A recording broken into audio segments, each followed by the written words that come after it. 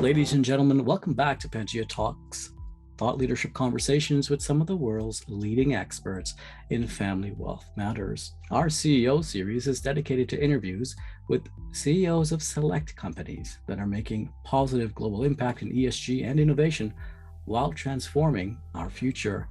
Joining us today is the CEO of BankWyse, Julie Fellows. Julie, welcome to PANGEA Talks.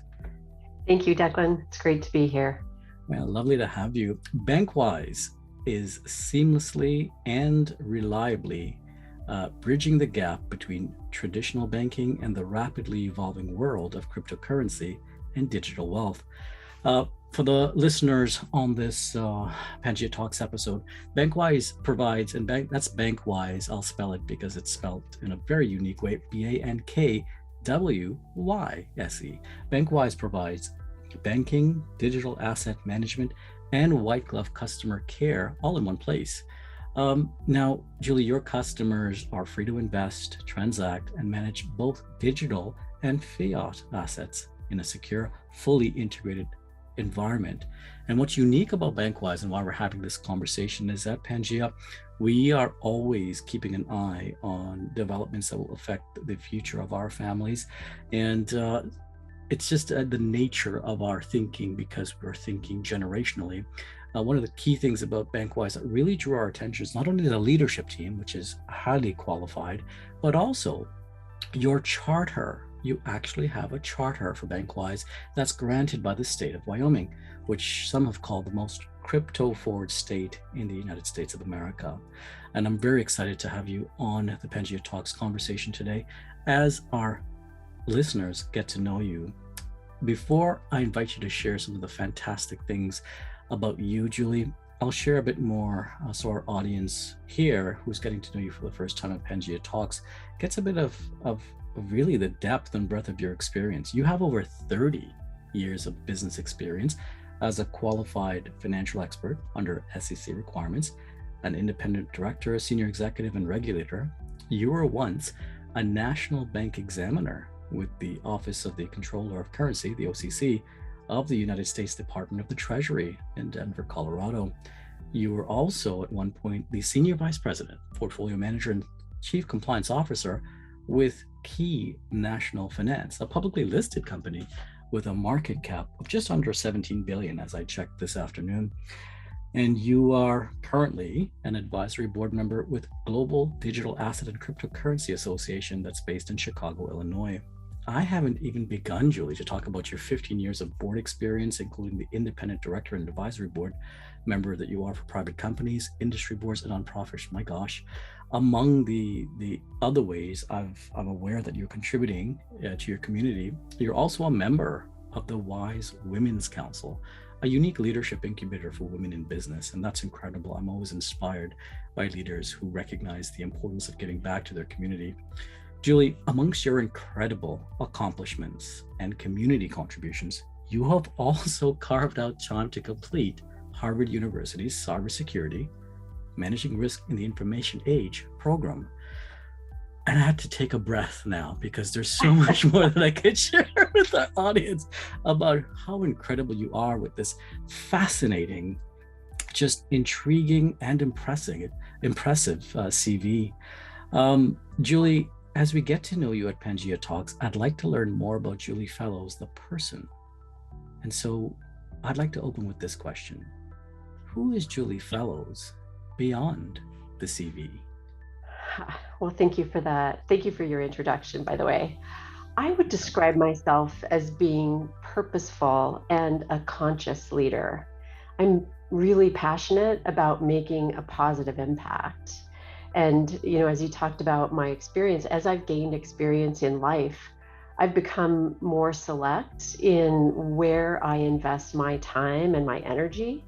And I'm really intentional about the decisions to serve in board and executive leadership roles where I feel like I can make the most positive impact. So my years of work in the financial services industry really helped me to understand that access to capital and financial services are critical. They're really basic needs in today's world. And the system that's in place today is inefficient, and it doesn't provide the full potential benefits to many of the people who really need those services. So there's unbanked and underbanked clients worldwide, potential clients. I'm really excited to be creating a company that is a great place to work, to learn, to grow, and where team members know that their work is creating a positive impact. So the impactfulness and bringing that to fruition is just very exciting to me. Our customers benefit. Digital finance will enhance financial inclusion and expand access to wealth creation. There's just a huge opportunity for disintermediation of the current cost structures. And this will expand opportunities for a broader number of beneficiaries. Love that you've taken us on a journey into some of the reasons you're dedicating your time, your precious time, to building out a digital finance platform that will have, in my interpretation, global impact as it continues to scale and grow. You use a word, and I want to spend a couple more moments getting to know you as a person, and just to have our audience get to know you as a person, because as we align capital at PANGEA, as part of our due diligence process, we do dedicate a significant amount of time getting to know the management, because as much as we have a fabulous concept or the idea is really going to be a disruptor, unless you have a values alignment with leadership, the results generally don't line up. And so that's a key bit of time for us on our due diligence process. So you used a word, Julie, intentional. Julie Fellows is intentional about what she does.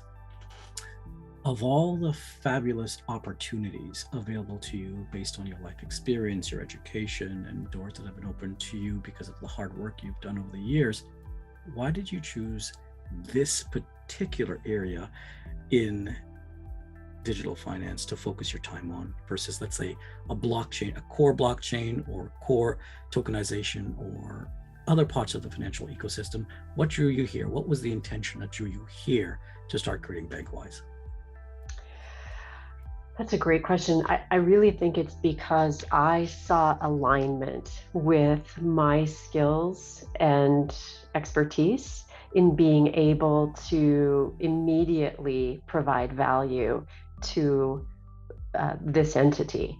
So my experience as a regulator, my understanding of financial services, understanding banking and regulations, and really how those all need to work together in being in place, that infrastructure to be able to provide the services.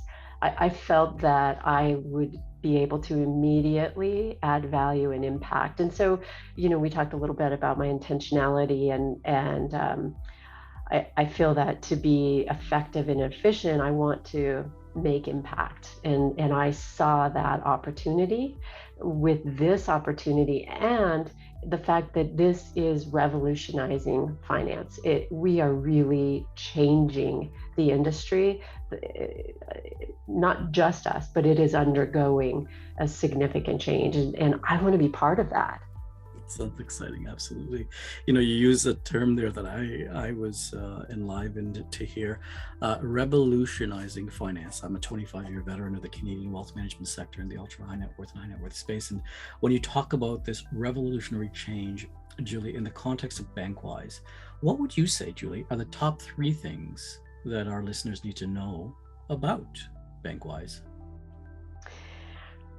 The number one is the revolution that's happening in financial services. We're really in the midst of the largest change in financial infrastructure in decades, if not 100 years. BankWyse is enabling this change to happen by providing the infrastructure that will bridge the old world of fiat and the new world of the digital economy.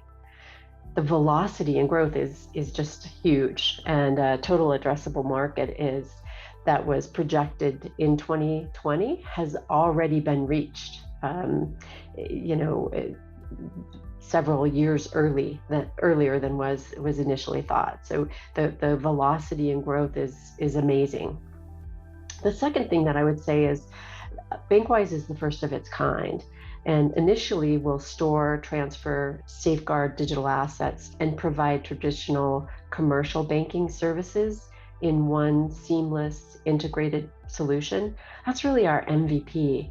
And this is an immediate need that we will, that is out there now. So we'll be meeting that immediate need and by bridging the current and the new world economy. So this gets really exciting for me to enable this expansion across multiple industries. And lastly, I'd say that this unmet need is just growing. There is a significant pent-up demand for institutional grade digital asset custody. Fiduciaries need qualified custody, and there really is not a provider out there that can provide this integrated solution the way that we can. So it's an interesting way, the way that you can, if I were to interpret that statement from my chair, the way I'm listening to it is you're looking to improve the way finance is flowing for folks around the world, and digital finance is one of those key drivers and mechanisms to make that happen. I want to reference a Bloomberg article that I came across actually today, July 22nd. The headline of that article said, "Decentralized finance versus traditional finance. Key differences" is what they talked about. And they asked the question in the headline, is DeFi entirely new or taking the best from traditional finance and improving on it? You know, you and I, in a previous conversation, we briefly touched on how digital finance is changing the world. Digital finance will even change the way we communicate and talk to each other. You know, going back 50 years ago, 20 years ago, there was no term like DeFi, which is DIFI or DEFI. And you and I had talked about whether it means digital finance or decentralized finance, and folks are going to start talking about this. I mean, my son is already talking and using this language that's relatively new. I think the digital finance term was coined back in 2018 or so, based on some of the research we've done in preparation for this conversation. But there are two terms that I want to just share some time learning for the interest of the folks who may not know it as well as you. The two terms are, we just talked about them, digital finance and decentralized finance. So DeFi, DEFI, stands for decentralized finance. I'd love to welcome you, Julie, just to take a moment to describe in your words, the way you see it as CEO of BankWyse, what you see decentralized finance to be. So decentralized finance, the concept really is that there is no one entity or individual, whether that's an institution or an individual, that has control or makes the decision. So it is more of so there's not one control point. That's sort of the decentralized finance. And I think that there's been a lot of discussion around some of the activities of the last, couple of years, and some of the things that have happened recently in the market as to whether or not those organizations were truly decentralized, or they were acting more in a centralized way, but positioning it as decentralized finance.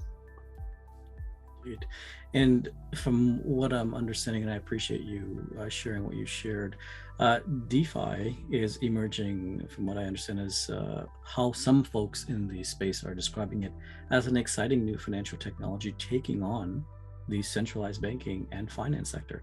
Unlike traditional finance, where a company, bank, or fund is responsible for your money, with DeFi or digital finance, or decentralized finance in this case, only you, the individual, the investor, is responsible. And this is made possible, of course, because it uses a combination of existing blockchain-related technologies like digital assets, wallets, and smart contracts to create a financial ecosystem primed to, and this is a term that is used, this is not me saying it, This is primed to bypass banks, brokers, and exchanges. Basically, anybody or anything that traditionally manages and processes financial services. So that's an interesting term because some folks may interpret that term bypass, and this is from the Bloomberg article, as bypassing the banks as curious, is how I would say it. Is that an appropriate interpretation of how the decentralized finance is going to work and the way BankWyse is playing a role to help support the individual investor, the individual person out there? I would say that I would not I would position BankWyse as part of digital finance, but not decentralized finance. Oh, So brilliant. Okay. although we're in the space, uh, Mm-hmm. we have one of the things that I think is concerning to me about the current state of decentralized finance, and I do believe that there's opportunities. The problem is for fiduciaries, for institutions that are responsible for theirs or other clients' money, they need to ensure that there is safety and soundness. They need to understand the infrastructure, the risk management. That's very difficult in the current DeFi space. Mm-hmm. In fact, I would say someone might argue with me. I'd say it's really impossible, but Okay. it really would need to be able to dig into the code of those different providers. And where we come in, and our unique position is we provide that safety and security. So people who understand risk didn't go away. We just need to understand how to identify the risk, mitigate it, and manage it. And that is one of the things that we do in BankWyse. We have clear regulatory structure. We understand the smart contracts, the blockchains, the access that our users, our customers will have access to. And so I think that right now we're that bridge between must have a traditional bank and access to safe and secure digital finance. I really appreciate the way you described it because you've articulated in my understanding of your articulation. You really clarified to me where BankWyse plays a role to really help the end user, i.e., the folks looking to use the service, and also making sure that there's some risk management, which is the traditional function in some ways of a financial institution. So I don't think most folks really understand that just yet, that in the digital space, digital finance space, there is still a regulatory environment that is required to protect the consumer or the users of the service. And I think that BankWyse stepping in to fulfill that role, plus other things that you do, which we'll get into later in the conversation, is crucial for the future of digital finance. And you being a leader in this space really speaks to your leadership team's forward-thinking approach to creating solutions. I wanted to lead to the next segment of our conversation. There's an article that I want to quote a headline from. It says, "The future of DeFi beyond crypto." Most folks, when they think about a digital finance, they know Bitcoin, they know Ethereum, they know cryptocurrency, but there's so much more. My goodness. In near future, this article says that algorithms and decentralized computer programs will determine how value is created, exchanged, transferred, and turned into financial instruments and derivatives. The financial industry, which has traditionally taken this role, will transform as this technology, which is dubbed DeFi, and replaces legacy financial infrastructure that leads to an age of integrated value exchange, is what this article says. I make that reference as we springboard into our next question for you, Julie. How is the BankWyse team positioned for success over the coming 12 months in a future of DeFi beyond crypto? Yeah, I think our team brings together a unique combination of experience and skills.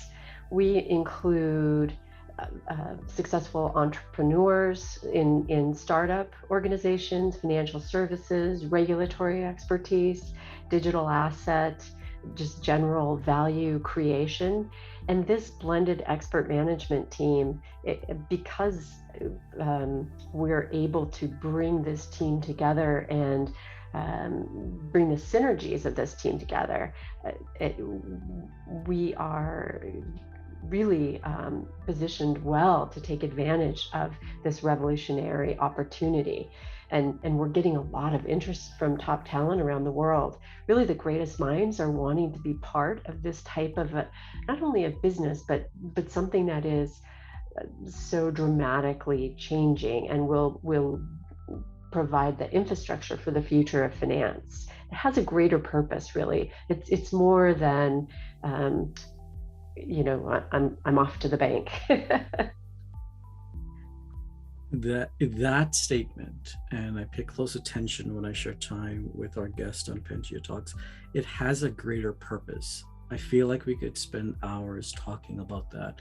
And in the interest of time, I won't go there, but perhaps we can commit to at some point having you back to talk about that greater purpose, because I think the philosophy behind what you're doing is crucial for folks to really understand why BankWyse is setting upon a path to change the world with the way that it's doing right now. One of the key things when we set out to change the world with any of the world changers that I've spent time with is, unfortunately, not everyone shares the same vision. Not everyone's on board at the same time, and sometimes there are hiccups and challenges and roadblocks, which as leaders, we all have to find creative ways to nurture and maybe not only overcome, but pass through and sustain ourselves and our teams through. The digital finance sector is no different. And specifically in the context of a couple statements you've made. You made a statement that your team has regulatory experience, which I know you do personally and professionally. And in addition to that, BankWyse, you made a statement earlier in our conversation that BankWyse is the first of its kind. And I presume that you are referring to the state charter. I do have a question that's going to lead us in a different direction, but perhaps you can, at this checkpoint, share with those listening who may not be familiar with that uniqueness of BankWyse being a chartered institution. Let's learn about that from you. Okay. As you mentioned early on, Wyoming is very progressive in this space, in the digital asset space. They chose a number of years ago to have this be part of the new direction of the state's economy. And so they set to work to create infrastructure of laws to provide that structure. And as part of that, they created the Special Purpose Depository Institution, or SPEDI charter. And what's unique about the SPEDI is that it really sets us apart because it has the regulatory oversight from the most sophisticated crypto or digital asset regulators that understand the space and support it. So there's collaborative supervision there. It has the first, and this is Wyoming, and the SPEDI specifically has the first of its kind digital custody regime, which really helps to ensure safety and security for customers. SPEDIs are banks, unlike some of the other entities that are out there that may have a trust structure or some other type of structure. We are actually banks under Wyoming law, and we meet requirements for qualified custody under SEC definition. So it meets more significant bar, if you will, for those regulatory requirements. And Declan, you know, as fiduciaries must use a qualified custodian, and BankWyse provides this service in an integrated way with the banking services. That just doesn't exist in the US today. Another benefit is that we'll have ongoing examinations and by the Wyoming Division of Banking. They've created their examination manuals, their handbooks. It's all very clearly communicated as to how they will oversee the safety and soundness of the speedy institutions. And again, that's really different from what's happening in the US at the federal level, where the federal entities, the OCC, FDIC, Federal Reserve, are taking a slower approach to putting out and clearly defining what their regulatory oversight will be. Julie, wow. In listening to you to describe the benefits of the BankWyse charter and even the regulatory framework in which you operate, being collaborative, it gave me a strong sense of confidence, is the word that I want to use, because with the headlines coming across people's phones and their iPads and whatnot about cryptocurrency issues, and the issues, I'll be specific here, where they're cryptocurrency, large cryptocurrencies, amounts of billions go missing, for example. And while those headlines still create a lot of concern, it appears that BankWyse is providing a solution in a regulated environment, which will actually make it, I'm going to use this word, and I hope it's you see where I'm going with it. It just makes it safer for people to be doing business with organizations like BankWyse, who have a charter which is unique, and it really sets you apart. You were saying it's the first of its kind from a regulated entity perspective, and we've just talked about custodian services. My gosh, there's so much here that BankWyse does, and we've only scratched the surface. I wanted to definitely talk about Wyoming, because reading from the American Banker magazine, there's an article that we read in preparation for this conversation. It opens, and this is earlier this year, April 2022, so things may have changed, and you can probably give us an update on what's changed. The headline reads, "Patience wears thin in Wyoming as crypto banks await Fed approval." The article says that Wyoming's special purpose depository institutions, so state chartered banks that can custody digital assets and provide banking services to crypto-related businesses, have almost everything they need to go live. They have received state banking charters, which we just talked about, built infrastructure, which you have done, hired people, and in March earlier this year, received their ABA routing numbers. But the one final piece they need, the master accounts at the Federal Reserve that will give them access to its payment rails, has eluded them for 2.5 years. I wonder if you can give us an update perspective on that article and how BankWyse really is preparing to navigate this challenge. Absolutely. Sure. I'll just say that several of the entities that have received their speedy charters have made application with the Federal Reserve Bank for their master account. And I believe one of them actually applied to be a Fed member bank. The Fed has actually not moved forward on those applications in the time frame that is generally expected. Now, BankWyse is positioned to make our application with the Federal Reserve. I believe that our infrastructure, our banking and regulatory experience will be taken into consideration. And so I have confidence that we will be able to move through the process.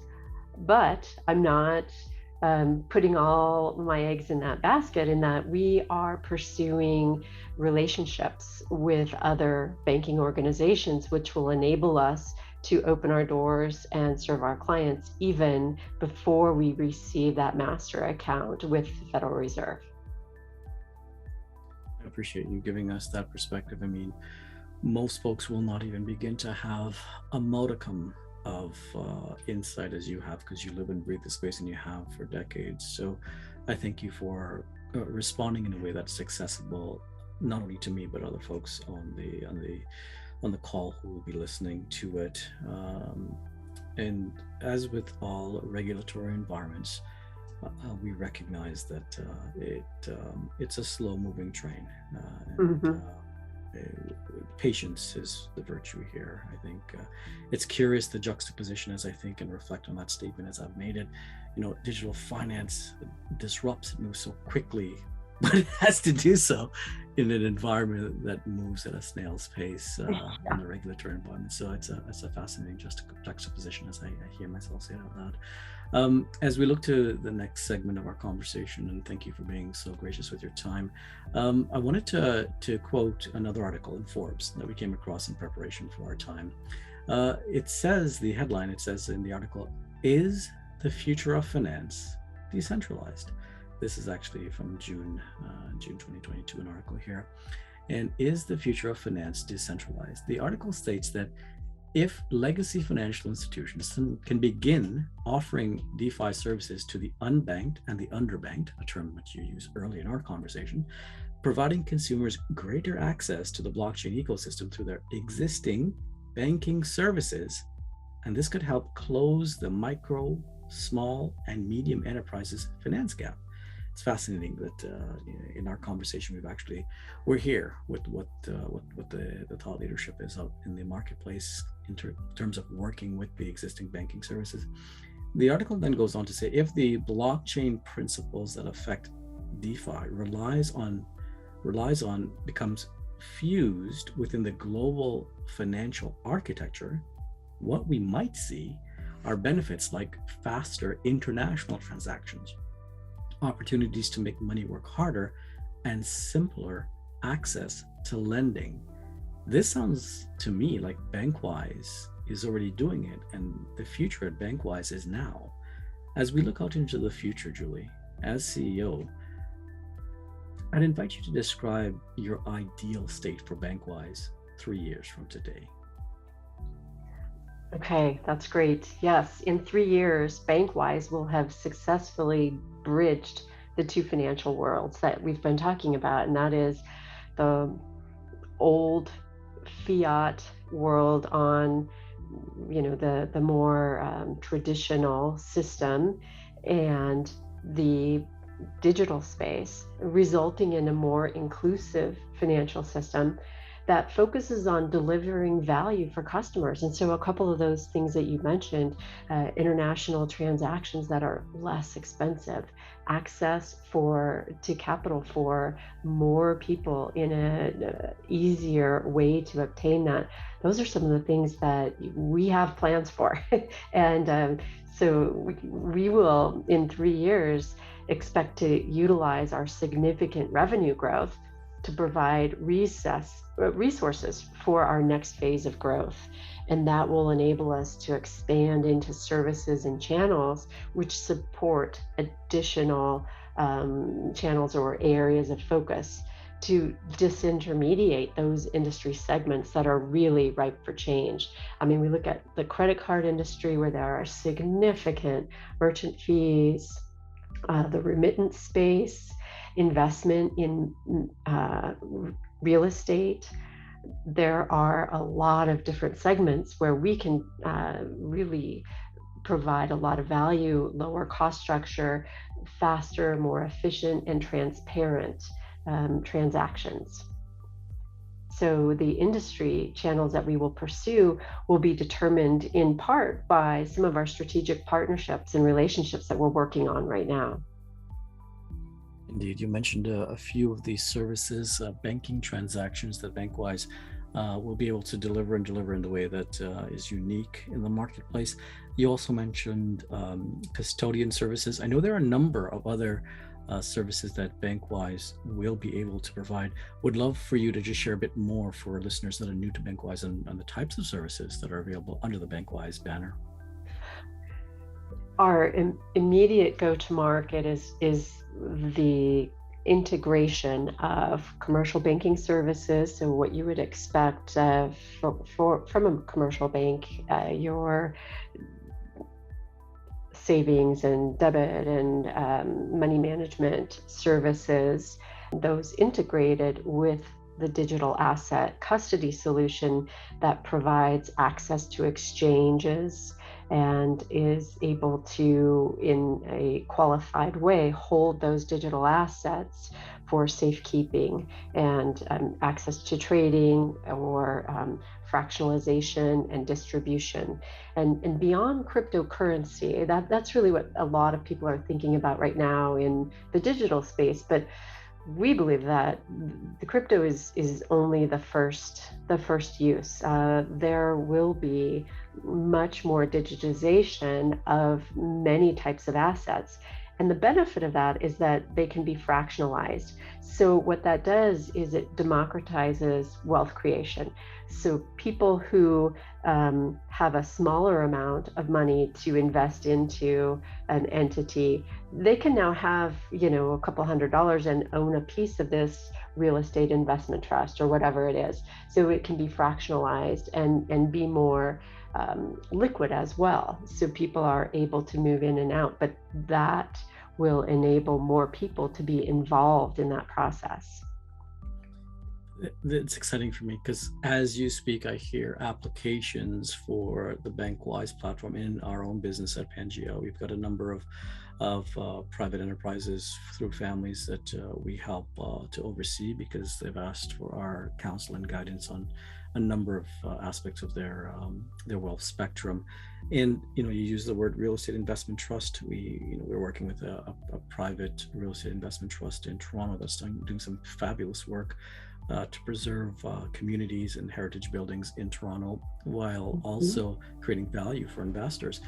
And that platform is an accredited platform. You can't get onto that platform unless you have a predetermined net worth by the Ontario Securities Commission and you're making a certain amount of income. And you use the term democratize. I mean, if we can talk to BankWyse about how we can make these solutions that we have available to Canadians and others who want to participate, we would gladly do so. So at some point, I'm sure we'll revisit this conversation with your leadership team to talk about how we can apply your solutions to our world. And that made me think, what is really the geographic limitation of the BankWyse platform? Can we go global at this point, or what's your thinking on that based on your CEO roadmap? Initially, we will focus on the US, but we will be expanding globally in the future. And that some of that depends on the specific jurisdictions where it would be easy and safe for us to expand. We've got the template out there looking at the different combinations of regulatory regime and safety and soundness and markets. And so we will consider those things. And the other thing is it's all quite a bit in flux right now. So a long answer to your question, we will start domestically in the US, but certainly expand to provide services in other jurisdictions and locations. Canada would certainly be an easy expansion and one of the early expansions. Indeed, we'd find ways to work together, even with our network, the people we know. Happy to connect you appropriately, and of course, get some business on the platform as you scale. And scaling is an interesting word to use now because the BankWyse platform, I'm interpreting, but you give me the insight that's more accurate from your CEO chair. I'm interpreting that you have resources. You already built some levels of the platform, but you're also looking for strategic partners to grow. Is that correct? That is correct. Yes. Mm-hmm. And with these strategic partners to grow, what can you share with me the profile of just what will that strategic partner look like to you in the way you're seeing it, at least for phase 1 or 2 of the next step of the project map? I would say our ideal strategic partners are entities who will benefit from our services either directly or through their clients. They understand the benefits that we provide and see how this could expand their opportunities, and as well as ours. Yeah, indeed. And I appreciate you. I know a lot of our clients are C-suite executives as well as business owners. Over 70% of our clients are business owners. And so I can appreciate you responding in the way that you did for the sake of making sure that we're answering the question, but not too specific. So I'll go here with the question because I really want to be able to get some value out, additional value out to the folks listening. In addition to what you've already shared earlier, you've been incredible on this call in terms of what you've shared with us. In terms of here's what I'd like. One of the key components of PANGEA. I'll ask you the question this way: we focus on 3 key things for our families, and we're very clear, so it's not confusing. It's very clear. We focus on wealth creation, wealth preservation, and wealth direction. Just 3 things. We help you create wealth, keep it, and then of course distribute it depending on the cycle of life that you're in and what your intentions are. So, as a family office managing director, I think to myself, my goodness, BankWyse sounds like a very attractive opportunity for us to participate in. And how do we participate? I don't know how much you can articulate, at least in this format, of a call. I wouldn't want you to compromise any confidentiality on the BankWyse side in the least. But what can you tell us about how, let's say, a family office or even institutions that we're connected to can participate or support BankWyse's vision and growth? That's an excellent question. And really, I think PANGEA Wealth Management family offices are an ideal strategic partner for us, quite frankly, because we can provide. We know that many family offices, high net worth and ultra high net worth individuals are interested in digital assets and alternative assets, and they're continuing to invest in that space. And so certainly they would need our services from the integrated digital asset on and off ramp perspective. But I think, as you talked about before, partnering with an entity that shares your long-term strategic values and you're aligned from an intentionality perspective, I want to work with and partner with entities that are more than transactional, that are really relational and understand the long-term value in growing this together. Julie, I'm inspired by the time we've spent together, and I want to continue talking. By the interest of time, what I'll do is invite you, if you have the time in your very busy schedule, we would love to have you back maybe in the next quarter or 2, just to give an update on what's been happening with BankWyse. I know that you're having some, and we won't reveal the information here, we'll keep it very private.